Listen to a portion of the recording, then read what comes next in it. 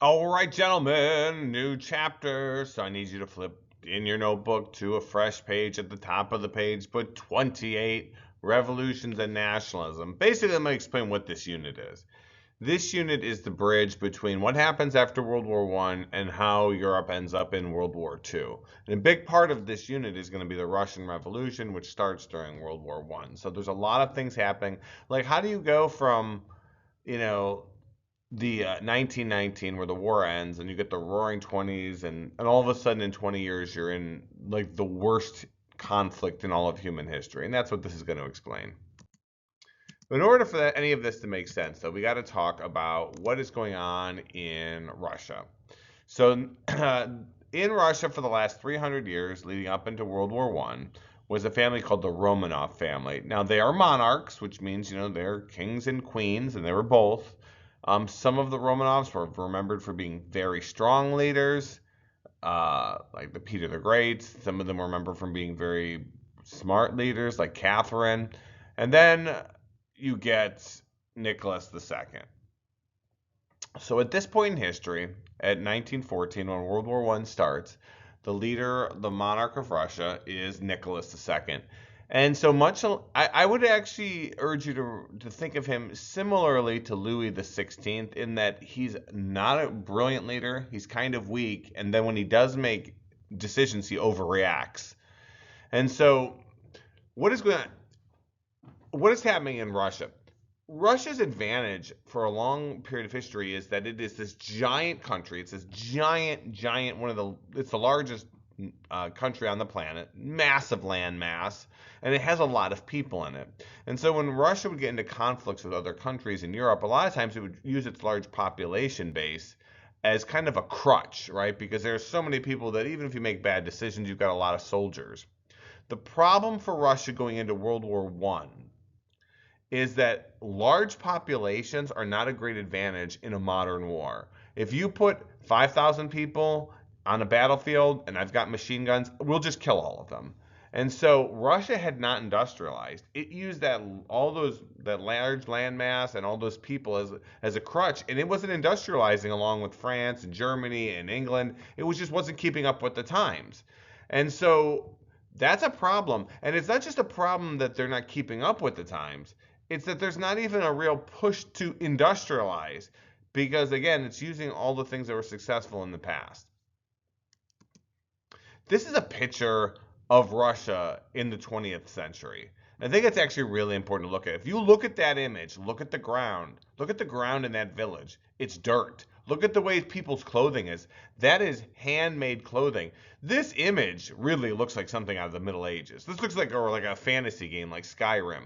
That is how far back Russia is. If you look at other countries in the 20th centuries, they look like they're modernizing. You see machinery and you see some new modern technology. You'll even see a car.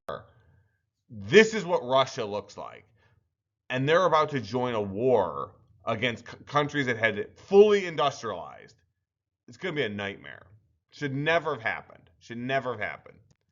All right, but Russia's going to go to war. Nicholas was excited about the opportunity to go to war, maybe to pick up additional land in Europe, and also to possibly to industrialize, to get access to technologies of those they defeat. And the reason why Russia thinks it can win is it has a lot of people. And even the other European powers, like if you consider Germany's plan, the Schlieffen plan, remember, they think they're going to knock France out first, not Russia, because they're thinking, oh my gosh, it's going to be horrible fighting the Russians. There's so many of them. Yeah, again, numbers are not a huge advantage in the modern world. So when the war starts, the Russians, just like all the other Europeans, are excited to go to war. This is going to be a big opportunity. But as soon as the war starts, Russia starts getting wrecked. And there's a couple reasons for that. One, their soldiers, compared to the other soldiers, are really poorly trained. They're really poorly equipped. They don't have access to a lot of the weapons or the logistical capabilities, getting the bullets and the clothing and the food and the medical supplies. They don't have that. How do you keep an army completely? How do you fulfill all of its needs when you don't have the industrial base? You can't like manufacture things quickly. Things are being done still in parts of Russia with hand tools. And so they're fighting these countries that do have these industrial bases. Look at the picture here. Look at this picture. You see a machine gun, which was imported into Russia at this time, and it's on an apple cart, it looks like, with bicycle wheels being pulled by dogs.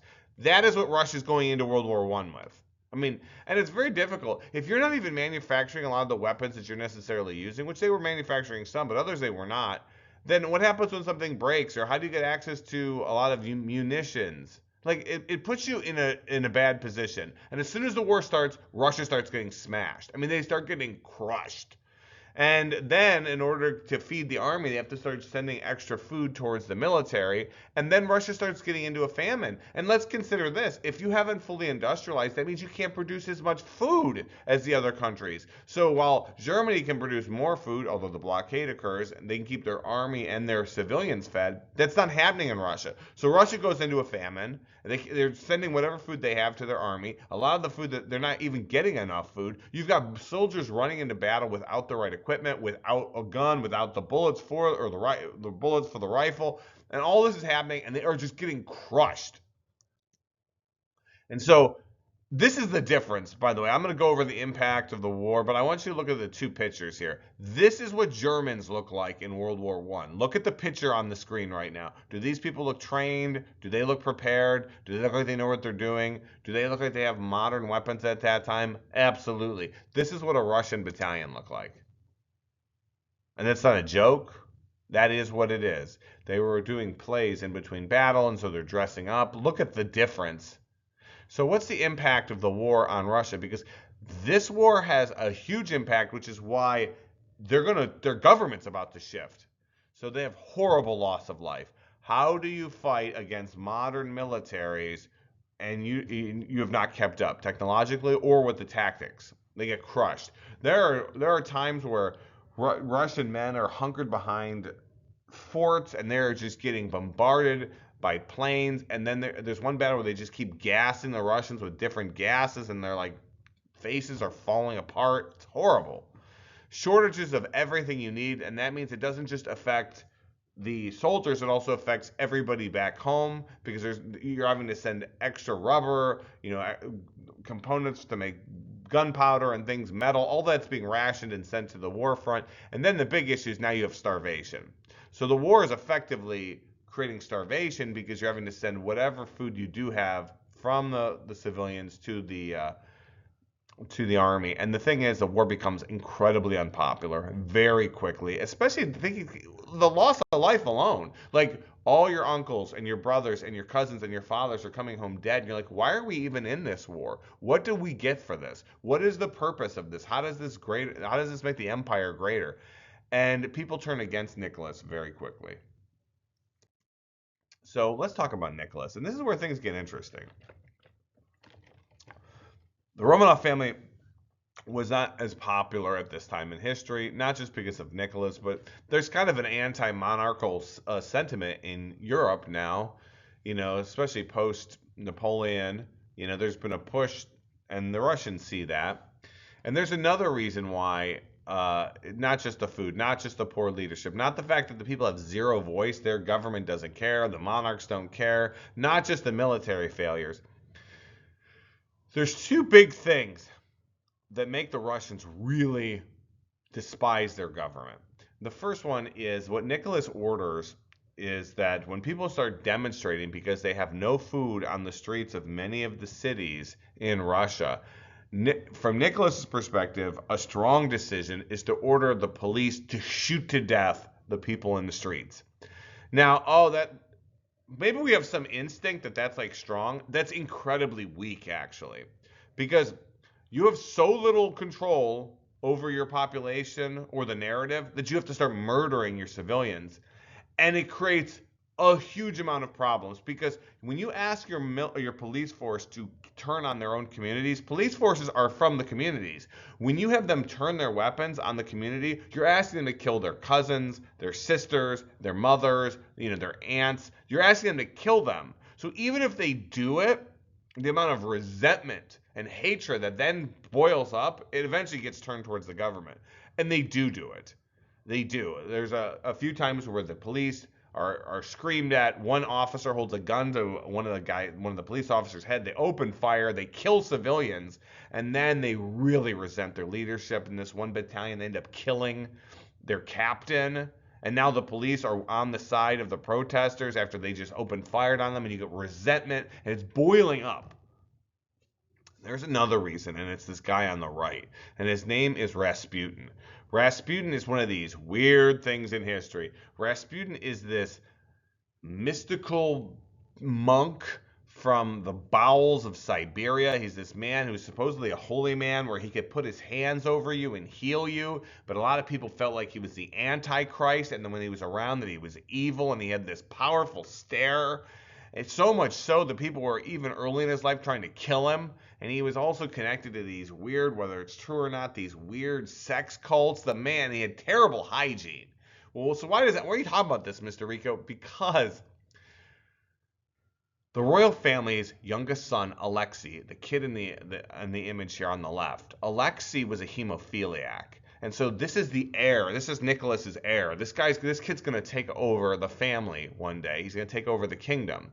Well, hemophilia means you have a blood clotting disorder. It means even a small cut on your body will not clot, which means you will bleed to death. Hemophilia in history before modern medicine, even today, it's something that really there are a lot of medical challenges. But even a small cut, a bruise, you can die from that. And so Alexei has this. And his mother is constantly trying to take care of him, and little kids get injuries all the time. My son is covered in wounds. And this kid's constantly almost on the threshold of death. And then this weird, strange monk, Rasputin, is brought into the royal family, the circle, and he starts getting near the boy. And there were times where they said that Alexei's going to die, and Rasputin puts his hands over him and he heals him. And the more he's able to do things like this and save the boy, the closer that Nicholas's wife gets to Rasputin, to the point where many people and many historians actually think they were having a sexual affair. And the people of Russia do not like Rasputin, and they now believe that he's whispering in her ear and telling her what to do, and then she tells her husband what to do. So now this weirdo is actually controlling the Russian government. So that's another reason. So there's a lot going on in Russia at this time. All right. So that leads to this. And I talked about Lenin earlier, right? He's this secret weapon. He's this Marxist revolutionary in Germany. And the Germans, what do? They put him on a train. Rather than to kill him, this is kind of creative thinking, rather than to shoot him because he's in Germany, instead they put him on a train. They give him sacks of cash. They take him and his crew, and they sneak them into Russia. And they say, you want a revolution? Go have one. His men are called Bolsheviks. Bolsheviks are hardcore followers of Lenin. They are true believers in Marxism. And the thing you have to know about Bolsheviks, they are not just willing to die for the cause, they are killers. Bolsheviks will kill for the cause. They believe in the Marxist revolution. Now, according to Marx, revolutions, like a communist revolution, is not likely in countries that were rural. He thought that they would happen in industrialized countries. He thought because of how horrible the conditions were in industrialized countries, that Marxist revolutions would be more likely to happen there. So he thinks that Germany's a good place, but that's not the case. Because part of industrialization, as we all know, is that there are lots of goods and services that you have access to that you couldn't have before. Maybe my job stinks and maybe my way of life's awful, but I'm also, my standard of living is elevating. But in places like Russia, where the quality of life is so low and the standard of living is so unbelievable, and they hate their monarch, the idea of revolution starts to stick. What do Marxists actually believe? So you don't have to write this down, but this is actually a helpful chart to understand the thinking of Marxism. Marxism is very much a thing it's based on this idea of conflict theory. There's one group in society that are the haves, and the other group are the have-nots. It's an economic way of viewing all of history. One flaw I think you could say in this is that there's no idea of that there can be more of things, like things can be created over time. Because he says, look, if you have power or wealth or prestige, then you took that from someone else. Whatever you have is taken directly from someone else. There can't be like an increase in these things. It's just a shifting from one group to another. And what Marx believes is the group that is the have-nots have to destroy the haves. And he has particularly hatred for the bourgeois, which is like the middle class, because the elites sit above them, but they'll be destroyed. The warriors, according to Marx, are the regular middle class people because they like the way society is. They're real, and so if we look at this image, this is how Marx views the universe. On the bottom, you've got the have-nots. The other term for this, according to last class, is the proletariat. These are the workers. And look what it says. It says, while we work for them, they shoot at us. That's the police. Marx has great hatred for police and military because they hold the order of society. You know, like a Lockean view or even a Hobbesian view is, hey, you have to have police. You have to have militaries because they help keep order. They help enforce the laws. And they keep society together. For Marx, it's like, nope, they're oppressors. Nope, they're oppressors because we have an oppressed class. Here's the oppressors. And then above them now you see the bourgeois, like the middle class, while they eat on our behalf. Oh, so they're weighing on top of us. And then above them, read the Communist Manifesto. He hates religion. He calls it the opiate of the masses. And then he says, while they prey on our behalf. So you can see the priests are up there. And then at the top, while they dispose of our money, that's the elite. The idea is that class on the bottom, the proletariat, must destroy the entire stack and take over. That's the basis of Marxism. So one more time on this term, just so we have it, so we can go forward. We've already dealt with this a little bit. So what do Marxists exactly believe? What do they exactly believe? So write this down. The proletariat, from Marx's view, are the poor factory workers and the wage earners. As a matter of fact, he calls people who earn wages wage slaves. He says, now, the idea is that if you can get these people angry enough, then they will, with their living conditions, they will overthrow their governments and they'll destroy the bourgeois, and then they'll try to bring about a communist utopia, right? You'll have this perfect society where there'll be equal distribution of everyone, regardless of, their station, to each according to their needs, right? This idea that you can bring about heaven on earth. But in order to do that, there has to be blood. I mean, that's like implicit in this. There's going to be a bloody revolution, and a whole bunch of people have to die. That is part and parcel with a communist revolution. And pretty much everywhere there's been one, that holds, right? There's going to be people that are going to have to die. And oftentimes, large percentages of populations die. Okay, so let's get to this. So the Russian revolutions of 1917. So while the Russian people are actually in the throes of protests and like mini revolutions, Lenin gets smuggled into the country and he starts picking at the wounds and starts his revolutions, and eventually he overthrows the country. He actually overthrows the country, leads to the revolution, and that of course is going to lead to Russia from backing out of the war. So what happens exactly? How do you overthrow a government? What has to happen? You have this. You have these March. They're called the March and November revolutions, and that ends the Tsar's power in Russia. And then these socialists, these Marxists, Leninists, take over, specifically with Lenin, and one of his big dogs is a guy named Stalin. We'll cover him later. When they overthrow the government and they take the government, this is called the Bolshevik Revolution, named, of course, after the true blue believers of this Marxist revolution, Lenin's, group. So why am I showing this picture now of, so make sure you write all that. So why am I showing this picture of Nicholas? You've got Nicholas, his eldest daughter. You've got his daughters. He's got Tatiana. You've got Anastasia. You've got Alexei. Well, just like we talked in the past, if you're going to get rid of a monarchy, you're going to have to kill every one of them, right? Because if you overthrow the dad and then you exile everyone else, what is a possible outcome in the future? That one of these royal family members comes back, claims the throne, and your revolution ends. Revolutionaries generally slaughter every family member, and that's precisely what they're going to do. And there was actually, I think, a Disney movie named Anastasia after this, because there was a thought that the youngest daughter, Anastasia, avoids death. Well, first of all, let me show you what I'm talking about. He takes this beautiful family. Look, there they are. There's the royal family. Everyone's looking good, dressed up. And they line them up in the basement of, I think, the palace that they're in, and they take machine guns, submachine guns, and they just blow their bodies apart. They just blow their bodies apart.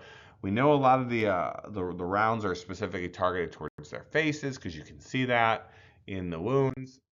Here are the kids, and here's what they look like after. Now, the one thing is you can see that they just shoot right for the skull there. They got to wipe them out, right? They've all got to die. The youngest daughter, Anastasia, was not found they were all thrown into like a mass grave. And the youngest daughter's body was not there. So for many, many decades,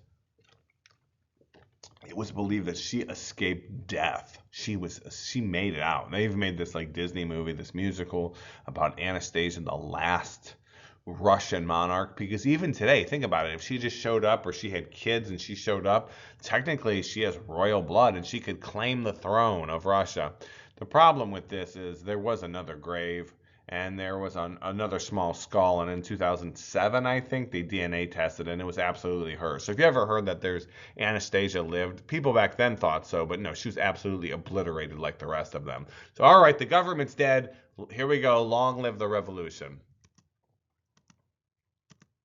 Oh, hey guys, great video about Rasputin connected to this. It's only about 4 minutes. Watch, it's a cartoon. It's fascinating. And here's Rasputin in pop culture.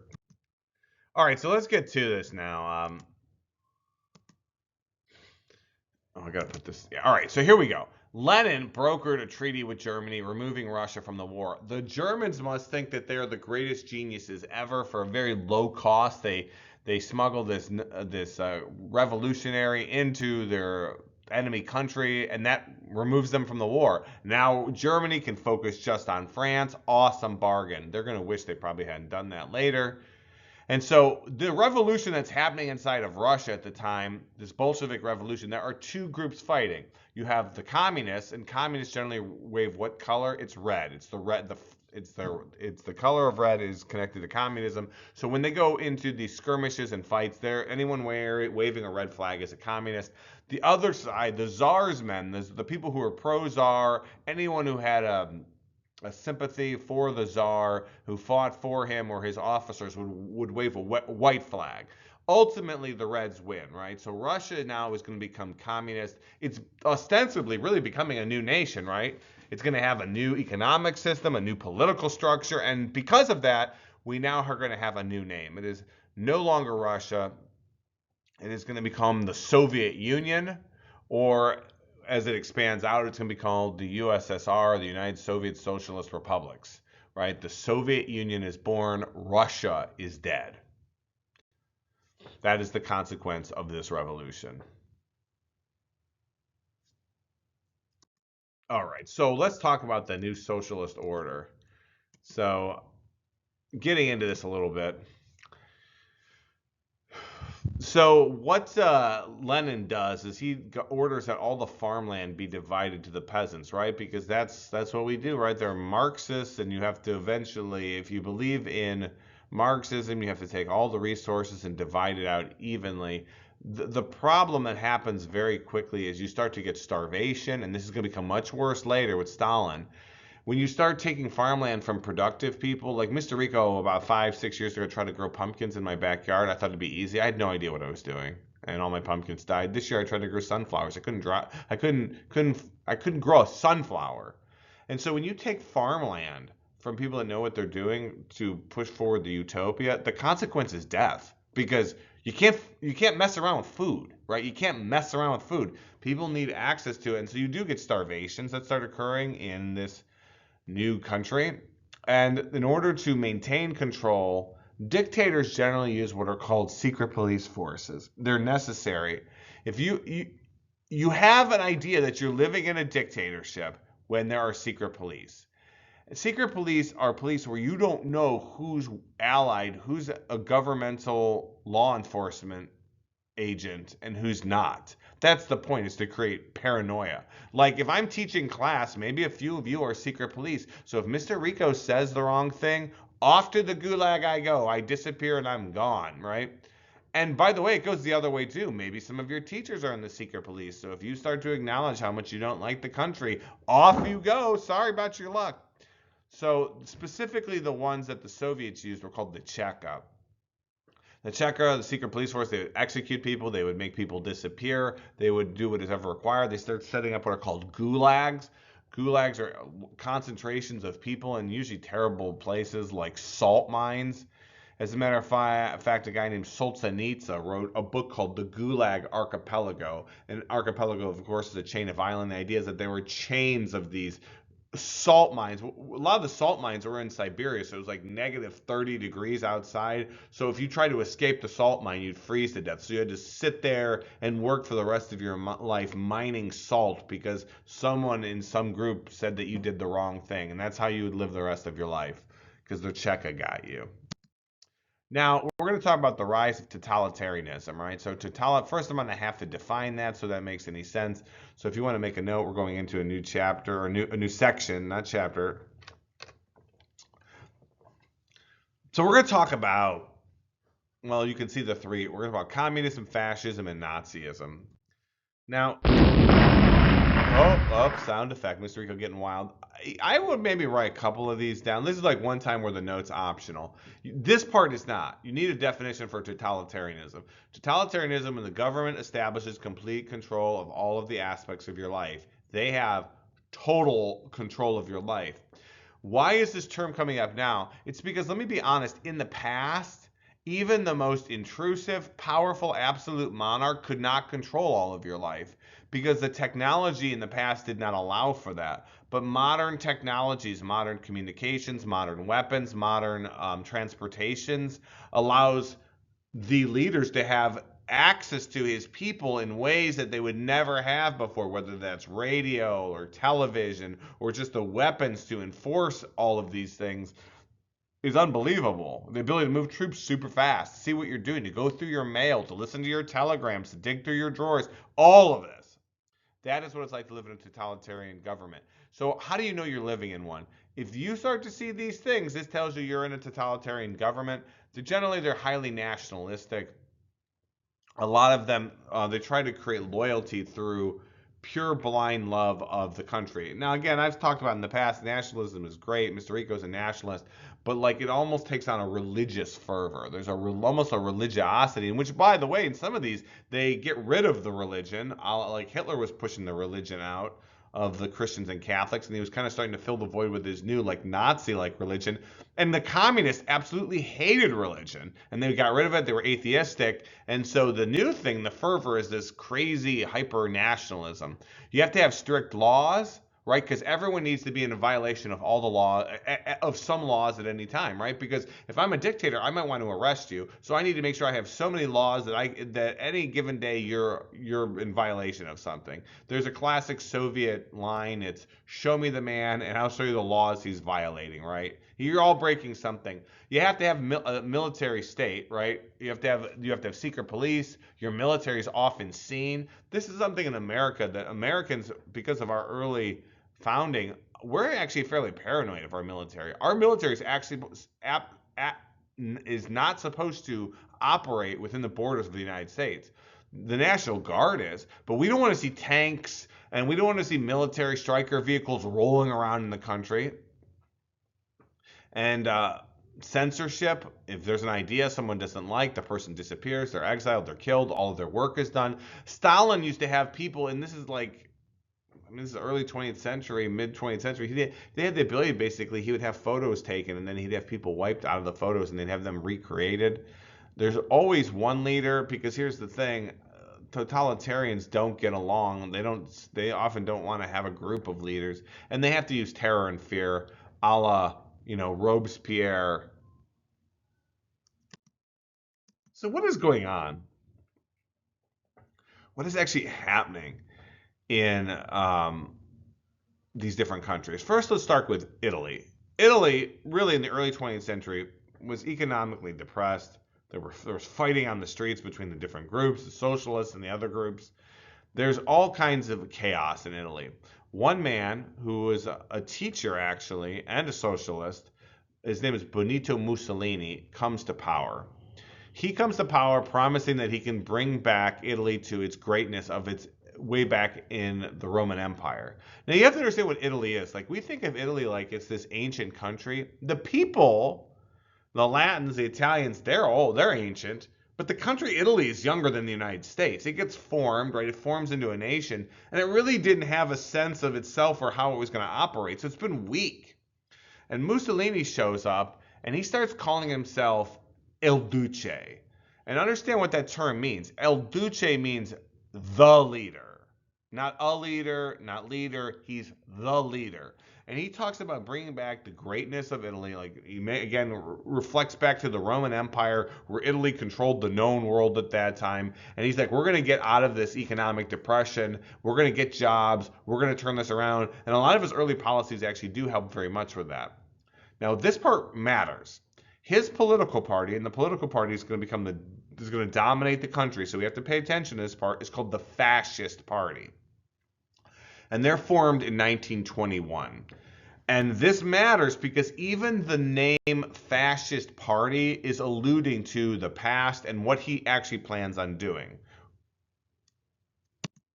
So let's talk about fascism, because I don't know when you're watching this, but like it's an election year when I'm filming this, and let's be honest, in America, it seems like everyone on the right is labeled a fascist, and everyone on the left is called a communist. That is, we're not serving you or our public by just labeling people things, because we don't even describe what these terms mean. Fascism, like socialism, like communism, like democracy, has a definition. Fascism is referring to the fasci. If you remember at the beginning of the school year, I showed you the Roman fasci. It's the ceremonial axe that the Roman leader would carry, and that axe had a bunch of sticks around it, and it was tied together, and that meant fasci means bundle of sticks. And the reason why the leader would carry that is because here's the thing, from the Roman perspective. If you take one stick, can you break it? Of course you can.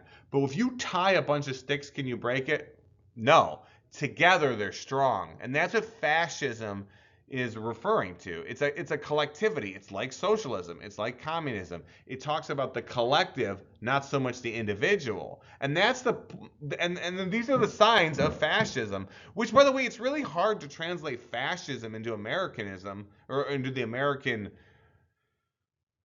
political zeitgeist, the way we see things, because Europeans are much more collectivistic, and certainly Asia is.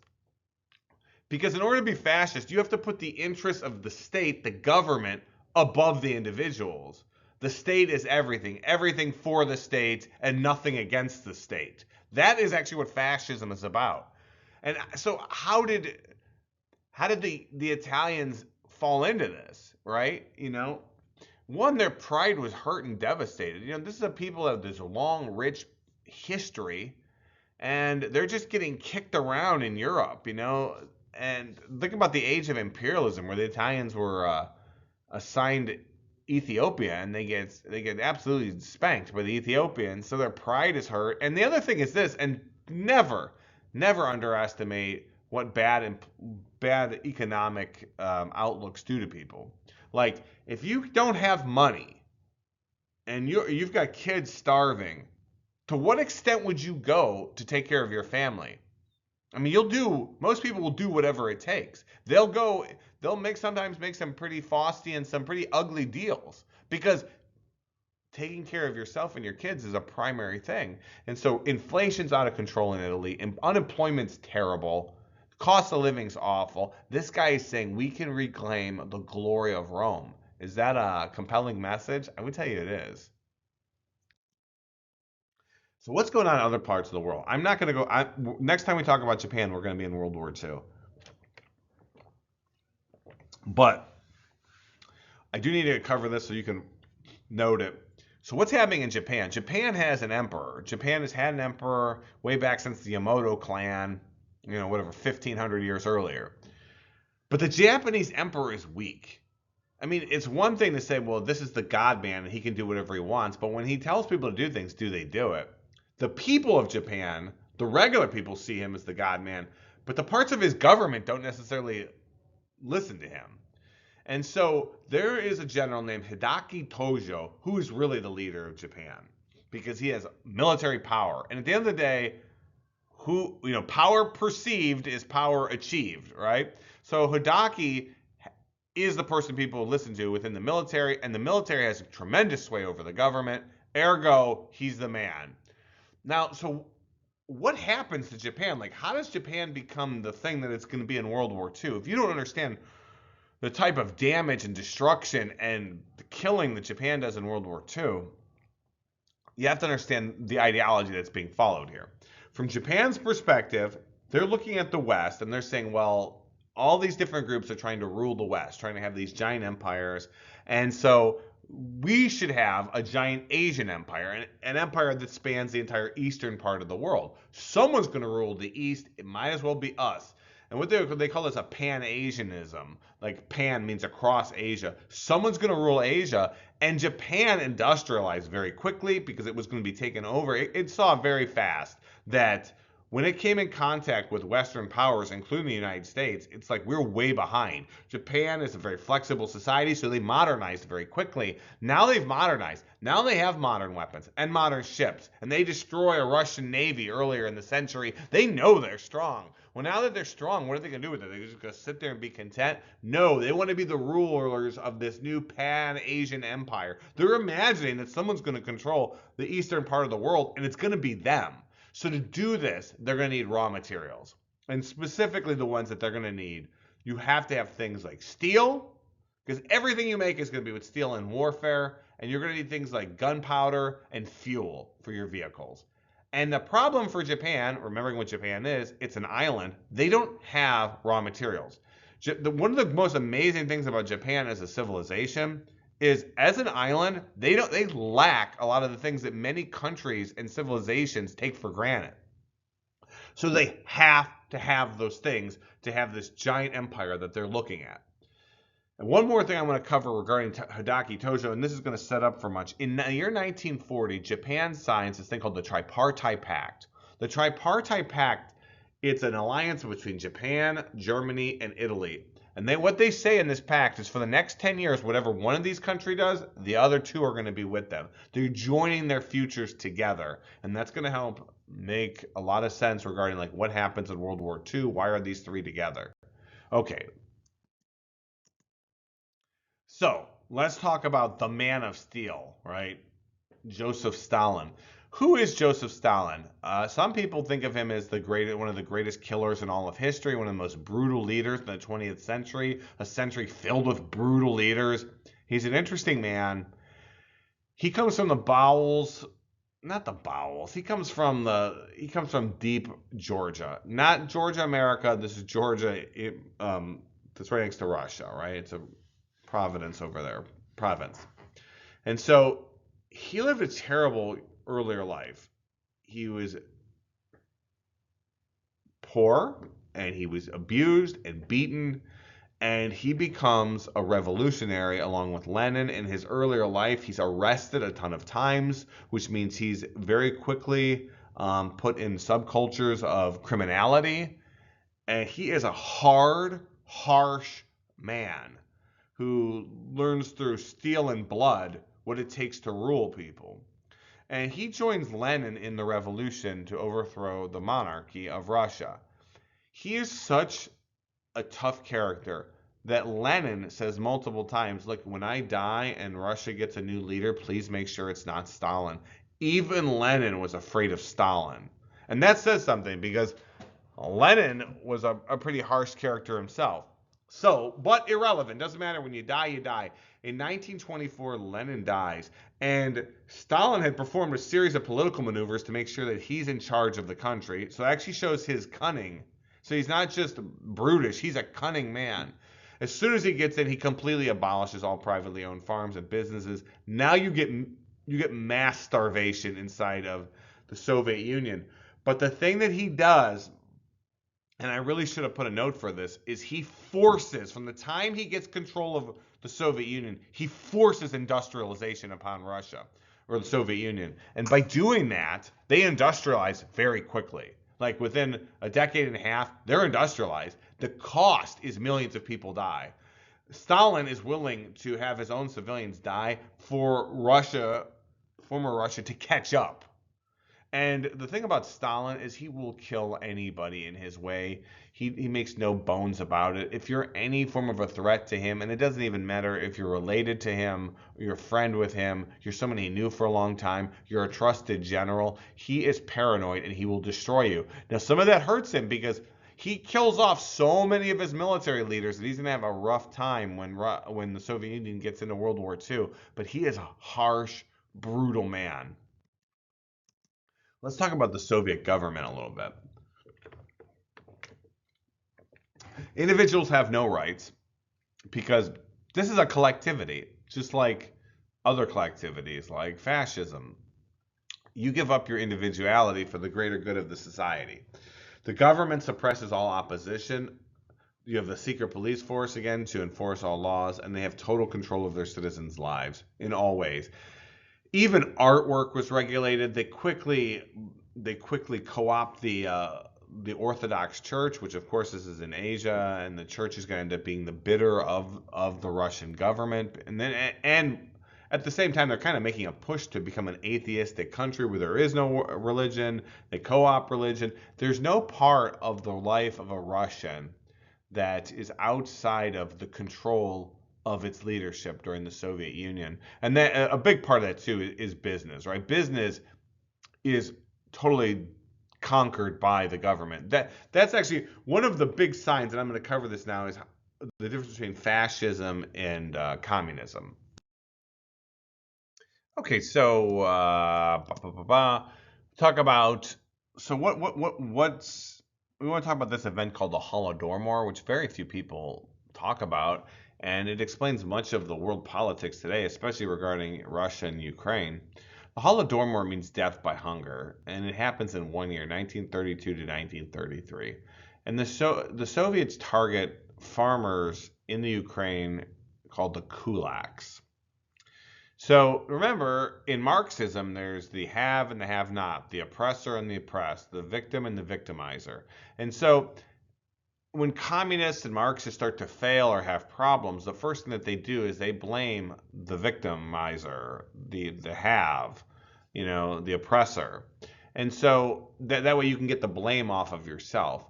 And so very early on here, what Stalin does, actually it's 32. So what he does is he says the reason why there's so much inequality in the Soviet Union are these people called the kulaks. The kulaks are Ukrainian farmers, and he says that these farmers are bourgeois and that they're destroying the country and that they have collective guilt. All of them are bad, and we need to destroy them. So what he starts to do is exile them or kill them. And what he does by doing this, when you get rid of food from the productive class, the people that are actually creating things, then when he then parcels out the land to other people, the food production in the Soviet Union collapses. And it's specifically in the Ukraine. The Ukraine is the breadbasket of Europe, and parts of northern Africa today get a lot of their food from it. Like their food is sent everywhere. By doing this, deporting and murdering all these people, mass starvation breaks out, especially in the Ukraine. And look at the numbers. The famine in the Ukraine that during the year 1932 killed 6 million people. This explains why so much, especially of Western Ukraine, hates Russia. The Holodomor was 100% man-made. It is one of the greatest man-made famines in history. 6 million people dying in a year. The numbers are, like, we don't even know how many people. I've heard every estimate from 4 to 12 million people. It is a lot of people. And it 100% was a choice by the Soviet government.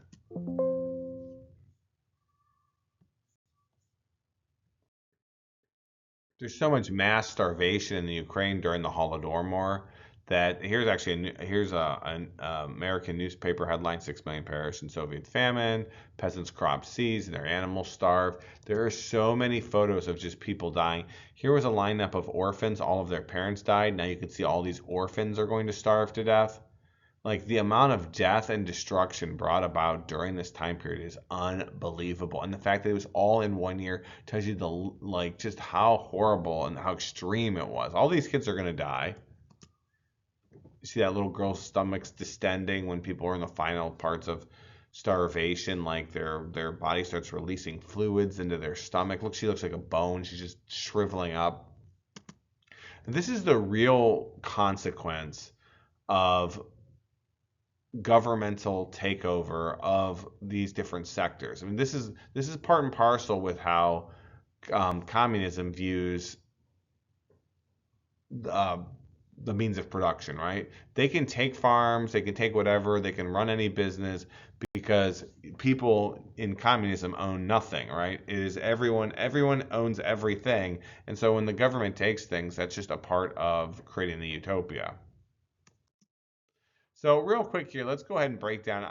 Since in America we have to call everyone we disagree with either communist or fascist, let's actually go with let's take a look at what the differences between communism and fascism actually are.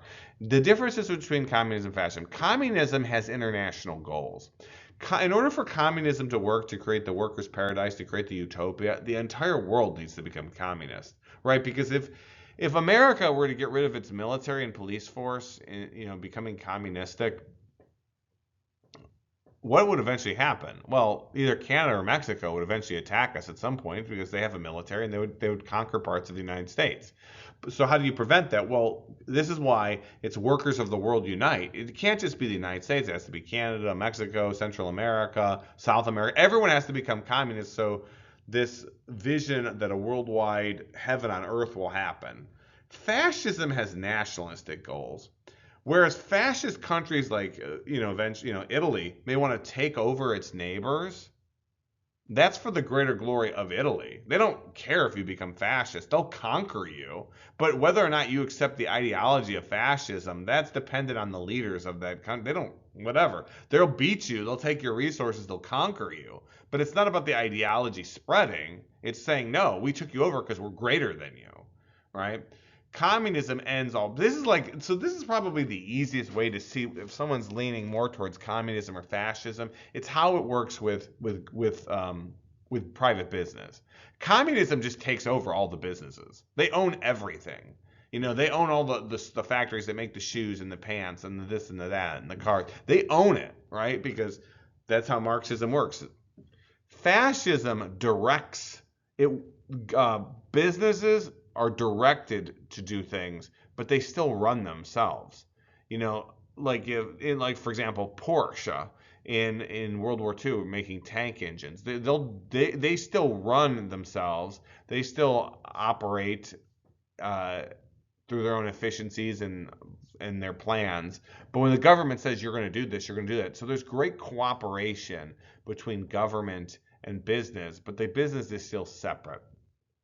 What are the similarities between communism and fascism? They both use blind devotion, right? The people that are in the systems are blindly devoted to it. They often sound like fanatics.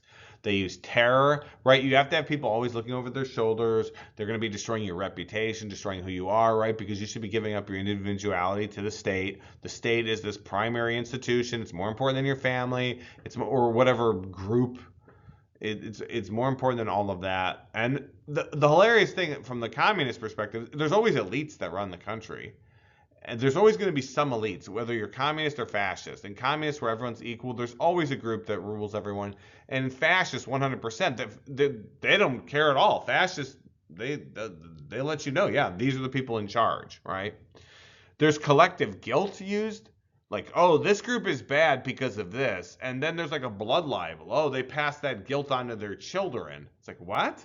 You're born this privileged class, or you're born as this victimizer class, and if you're born like that, then you can be punished for that, right? And that way the government allows it to create others. Othering is very powerful, right? You say these people are bad, or they have this, they have that, so you're allowed to do whatever you want to them.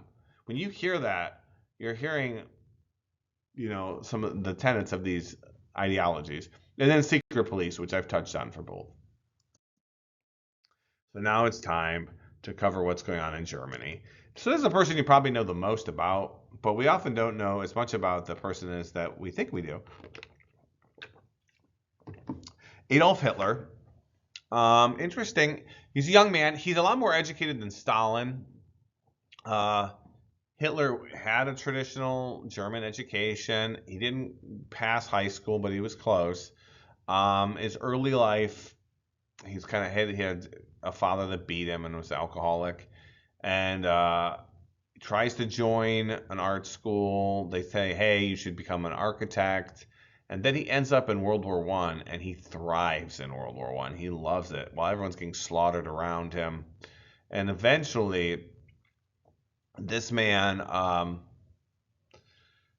joins this Nazi party and tries to overthrow the government because he says the government's betraying the people. He starts believing in these conspiracy theories, which we'll get to more of later.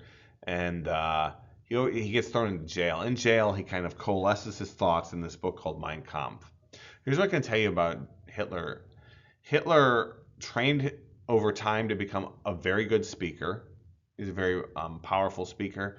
You know, when you watch videos of Hitler speak, he's often screaming and wildly gesticulating like some people today would say he was a madman. Hitler speaks in groups like he's angry. And the reason why he does that isn't necessarily because he is angry, although he may have been. It's because the German people were resentful and angry about their treatment and about what happened in Germany after World War II. Leaders often reflect or magnify the feelings of their people. It gives them access to their emotions and makes them more loyal, makes the people more loyal to the speaker. So Hitler did that. He becomes eventually the leader of the Nazi party, and he ends up in charge of Germany. He ends up being the prime minister, and then he ends up in charge of Germany. And how does he do that? He promises the German people that he's just like Mussolini. He's going to get them out of the chaos. Germany fell into such madness after World War I that their economy was garbage. They hyperinflated it to try to pay off all the debt. Unemployment was super high. The Germans felt like they were going through moral collapse. You had grandmothers becoming prostitutes. People were doing whatever it took to pay for the necessities of life. You had fights between communists and non-communists on the streets killing each other. So he says, I will get us out of that. And at that time, Hitler was viewed as kind of a strange guy. His racial views are peculiar. And I mean, racism, especially against Jews, was not unheard of, especially in places like Bavaria at that time. But even by the standards of that time, his views were considered extreme. So what is this political party? Nazism means National Socialist German Workers' Party.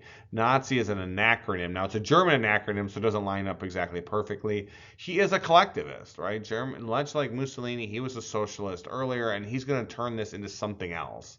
And so I would actually tell you that Nazism is closer to fascism than it is communism because it's not going to take over private business. It's not going to take over. It's going to co-opt it. It's not going to take it over. So Nazism is similar to fascism, but why would we say it's Nazism and not fascism? The way you get Nazism is you blend extreme nationalism and racism. Part and parcel with Nazism is this idea that the Teuton, the German man, the pure bloodline of the German man is superior to the people around him. And then, on top of that, when people talk about one group's superiority, it means there's another inferior group that's polluting the bloodline, and that is the Jews. And what Hitler is imagining, to make this make sense to you, is that he's going to reunite all of the German-speaking people throughout Europe and create a giant empire. He imagines that the Germanic people have been around now. They're an ancient people, right? And they're spread around. And he says, look, we're going to bring them all back together, and we're going to have the most pure bloodline. And when we're most purely German, we're unstoppable, right? And so that's this idea of this pan-Teutonic empire that he wants to create. So how does it turn into what it turns into?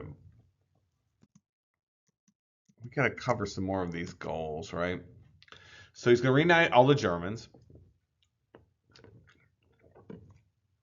And by doing that, and I'm going to use the term breeding, by encouraging people with what he calls them Aryan traits. They're not really Aryan. When he uses the word Aryan traits, he's thinking of like Germanic, these people he uses. By breeding purely what he views as a Germanic people together, he's creating this like powerful combination of genetics. And so he says we're going to become the master race. And this part I actually think there's quite a bit of truth to it. This next part, Hitler looks at the United States and he says, "Well, how have these like hillbillies, these bumpkins across the ocean become so powerful in really just 100 some years?" And he points to the fact that the United States is large. There's a large amount of territory, which gives the United States access to resources, a couple oceans, a large amount of population. And he says that area, the space of the United States, is what makes it so powerful. And he says in order for Germany, this new master race that he's going to breed, and there are breeding camps. You understand, like he starts inviting all the blonde-headed boys and blonde-headed girls to these camps, and then he says clothing is optional, and they're like making little breeding for the girls who come home pregnant, and they say they're pregnant with the Fuhrer's kids because they're just trying to breed blonde-haired, blue-eyed kids. In order for them to have an empire worthy of this new master race, they need living space. The term Lebensraum. Like they have to have living space, and then we will become a powerful, world-dominating group as we deserve. So he's going to both work on the people part, and then he's going to work on the resource gathering. But here's the problem. Let's just take what he's saying at face value. Germany is landlocked in the middle of Europe. So if someone is talking about needing more living space, and they're in the middle of Europe. And what are they saying? They're saying they're going to start conquering, right? There's no living space for you. You're going to go out. And specifically, the Soviet Union should be listening because they've got a lot of living space. And so he established what's called the Third Reich, which means the Third Reign. He goes back historically and he says like Charlemagne was one of the reign of the German man, and he's gonna say this is going to be the Third Reign. When we do what we're about to do here, this Third Reich, the Third Reign, is going to last 1,000 years. Like we're going to take over the world with this. He had a real hatred, and so did many Germans, for the Treaty of Versailles. The Treaty of Versailles, which was unfair, created this thing called the Weimar Republic. It is the government of Germany, and it was a democracy. And in other circumstances, maybe Germans would have liked having a democracy, but you have to understand, in their minds, it's put on top of them at the exact same time. The same document that's helped putting this on top of their people to rule them is the same thing that all it's doing is punishing the German people, right? All these clauses that punish them. So they have a real contempt for their government. And so they don't necessarily value democracy in the same way as like other countries like the United States, just because they hate the Weimar Republic. So he eventually overthrows the Weimar Republic. And the German people, since they don't have this huge love for it because of their association with it, he takes over. Now, once he does that, you gotta start looking what happens very early now. You start getting what's called international aggression. Starts like the lead up to World War II. In 1935, Mussolini invades Ethiopia. You should know why this is happening. We covered this in the Age of Imperialism. See, if Mussolini is going to prove that he is now this powerful new neo-Roman leader that's going to change Italy's future, they got to settle up with Ethiopia. Like 40 years ago, they were embarrassed.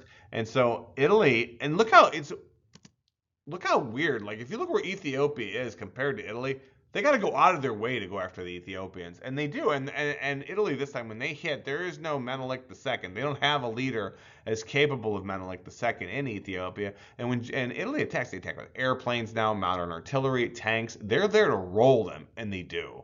And so they go after Ethiopia, and this sign of signals to the Italian people, like, okay, this guy is serious.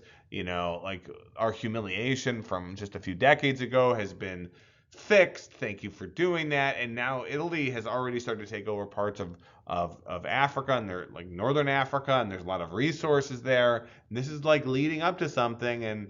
And does the League of Nations do anything? No, it's too weak. And then in 1936, Hitler goes after the Rhineland, which is this area in between France and Germany. He sends troops in there, and then he looks around, and no one says anything. The League of Nations, no one says anything, and now Germany has just expanded for the first time since World War I, and no one's saying anything. So they're seeing that their aggression, these different groups, is actually being rewarded, right?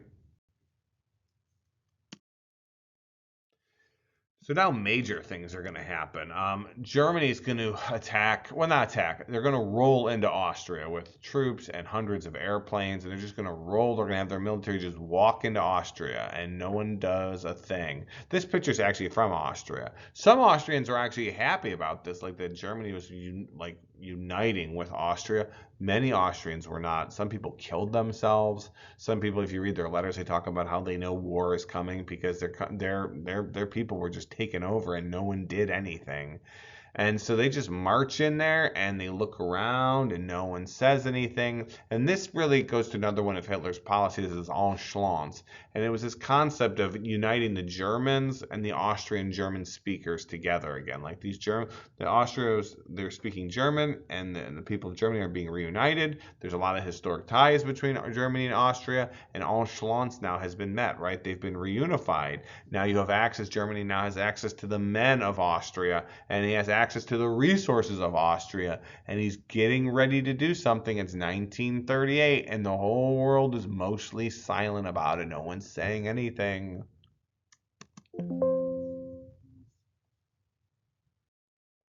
Okay, so Hitler takes over Austria, rolls through there, and now we got to talk about Czechoslovakia, which is one of these newly reformed nations after World War I. Czechoslovakia, if you look at the map here matters. Czechoslovakia here in this image is this country, and there is this dark green, whatever, this teal area around the outer shell of Czechoslovakia is called the Sudetenland. It's a resource-rich area, and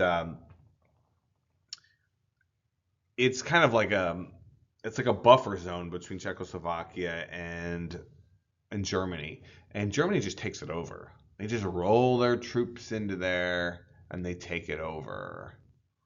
And again, Germany looks around. No one's really saying too much. And so now you're starting to see the living space, right? Hitler's spreading out. They took the Rhineland. They took Austria. They took Czechoslovakia. This, or the exterior part of Czechoslovakia, this does get people's attention. But the question now is this. Are the Europeans willing to fight to prevent another war? So by fighting, you may cause a war, but if you don't put up some type of, action, you could end up in a terrible conflict. Or is it too late now? Does it not matter? And so the Europeans are going to do this.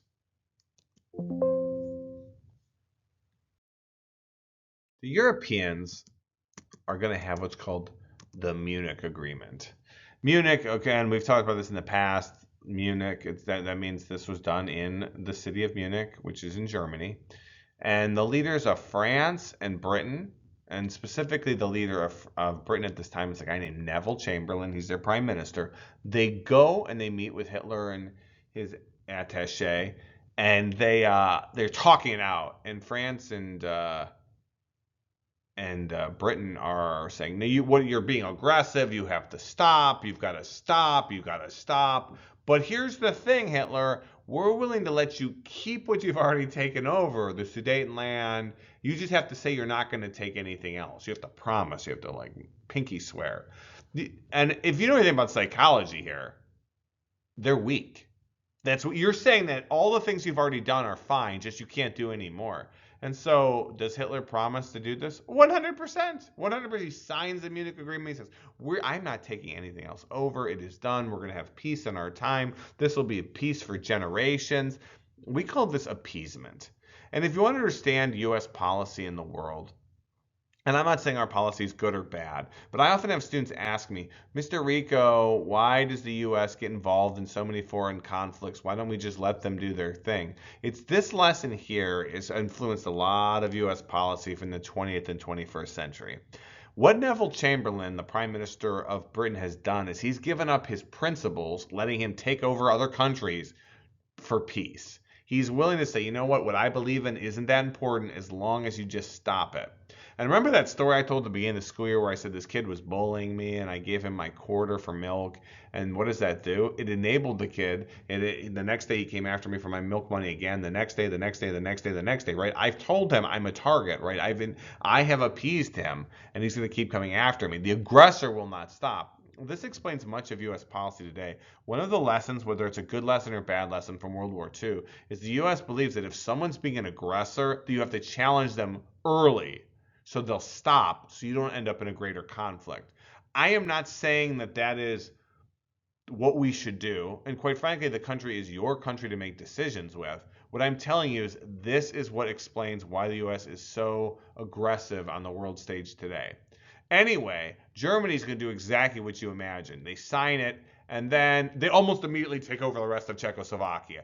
Do you know what a thumb? First of all, that makes Chamberlain and the leaders of France look like a joke because they go home. Chamberlain holds up this piece of paper and he says, Herr Hitler signed it. And he says this very famous line, there will be peace in our time. And everyone's cheering and screaming, and there's all these videos that say, oh, the man who saved the world. And then immediately Hitler's like, yeah, whatever. You're weak. He has weighed you. He has measured you. You're wanting. You're not going to stop him. And then he rolls on into the next place. And so we're nearing the end here of this unit, and it's this. There's this thing called the Molotov-Ribbentrop Non-Aggression Pact, and this really matters because you have to understand communists and fascists really don't get along.